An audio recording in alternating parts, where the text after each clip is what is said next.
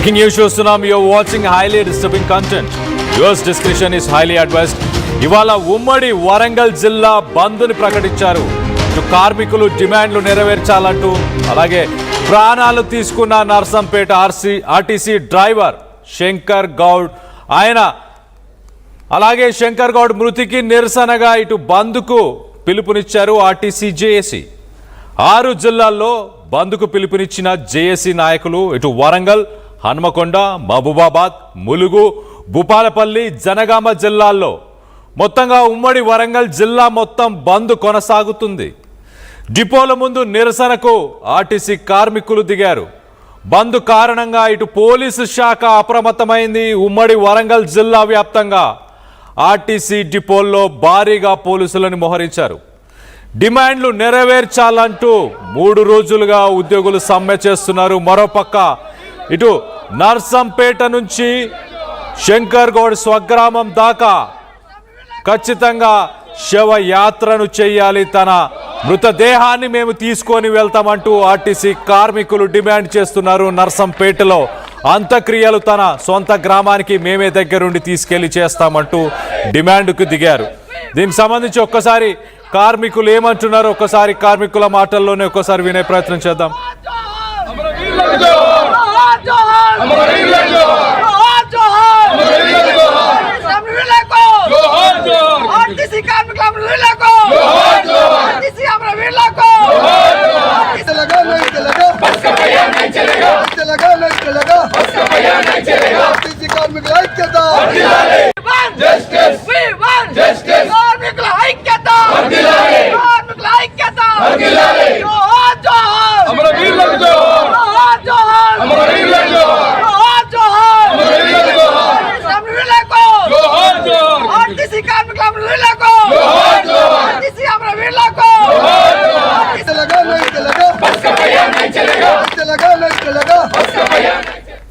We want justice.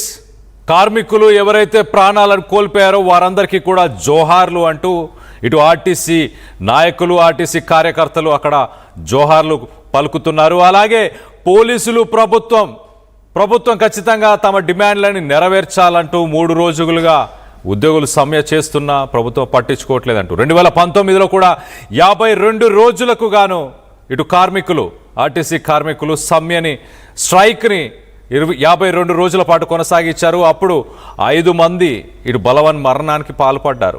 ఈసారి మరి ప్రాణాలు పోయేదాకా చూస్తూ ఉంటారా అంటూ ఇటు ఆర్టీసీ నాయకులు, నేతలు సమ్మెకు దిగుతున్నారు. మొత్తం మీద నెరవేర్చాలి డిమాండ్లు అంటూ కూడా స్లోగన్స్ తీసుకున్నారు. ఉమ్మడి వరంగల్ జిల్లా మొత్తంగా ప్రస్తుతానికి బంద్ను ప్రకటించారు. దీనికి సంబంధించి మరింత అప్డేట్ తీసుకునే ప్రయత్నం చేద్దాం.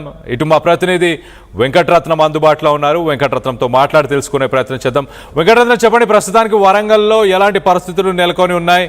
అలాగే ఆర్టీసీకి సంబంధించిన జేఏసీ నాయకులు ఏమంటున్నారు? కళ్యాణ్, ఇప్పటికీ ఉమ్మడి వరంగల్ జిల్లా వ్యాప్తంగా బంద్ అయితే ప్రారంభమవుతుంది. బస్ స్టాండ్ డిపోలో ప్రెమిసెస్ మొత్తం పూర్తిగా అక్కడ పోలీస్ దిగ్బంధనం ఉంది. బస్ స్టాండ్ లోకి ఒక బస్సు కూడా వెళ్ళడానికి వీల్లేకుండా మొత్తం బంద్ ప్రశాంతంగా జరిగే విధంగా పోలీసులు కూడా చేస్తున్నారు. కానీ ఇక్కడ కార్మికులు మాత్రం తీవ్ర ఆగ్రహాన్ని వ్యక్తం చేస్తున్నటువంటి పరిస్థితి. ఇక్కడ నిన్న శంకర్ గౌడ్ మృతి చెందిన తర్వాత అక్కడి నుండి డెడ్ బాడీని నేరుగా ఇక్కడ ముచ్చోజిపేటకు తీసుకెళ్లారని కూడా తీవ్రంగా ప్రస్తుతానికి తను డెడ్ బాడీని మాత్రం ఇక్కడ నర్సంపేట డిపో దగ్గరికి తీసుకెళ్లి అక్కడ తమతో పనిచేసినటువంటి శంకర్ గౌడ్ కు తుది నివాళులు అర్పించేటువంటి అవకాశం తమకు కల్పించాలన్నటువంటి ఒక ఆందోళన మాత్రం ఇక్కడ వెంటనే అక్కడ జరుగుతుంది. అక్కడ ముత్తోజిపేటకు డీసీపీ రాజమహేంద్ర నాయక్ చేరుకున్నారు.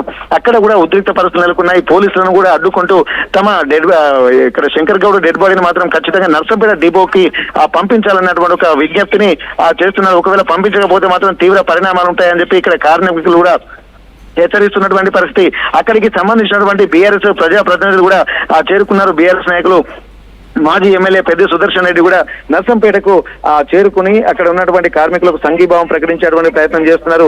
ఇప్పటికీ ముత్తోజిపేటకు కూడా బీఆర్ఎస్ నేతలతో పాటు అక్కడ బీజేపీ నేతలు బండి సంజయ్ కూడా అక్కడికి చేరుకునేటువంటి పరిస్థితులు ఉన్నాయి. దీని నేపథ్యంలో పోలీసులు భద్రతను కట్టుదిట్టం చేసి హై అలర్ట్ ప్రకటించారు. అక్కడ మొత్తం నర్సంపేట అలాగే ఉమ్మడి వరంగల్ జిల్లాలోని పలు డిపోల ముందు పూర్తి స్థాయిలో కూడా ఇక్కడ 144 సెక్షన్ బిఎన్ఎస్ యాక్ట్ 163 కూడా ఇక్కడ ఇంప్లిమెంట్ చేస్తున్నారు. అక్కడ ఎలాంటి అవాంఛనీయ అవాంఛనీయ సంఘటనలు జరగకుండా ఇప్పటికే కార్మికులకు కూడా కొంత హెచ్చరికలు కూడా పోలీసులు జారీ చేస్తున్నారు. ఇక్కడ కాకపోతే తన శంకర్ గౌడ్ డెడ్ బాడీని మాత్రం ఖచ్చితంగా అక్కడికి తీసుకెళ్లాల్సినటువంటి అవసరం ఉంటుంది.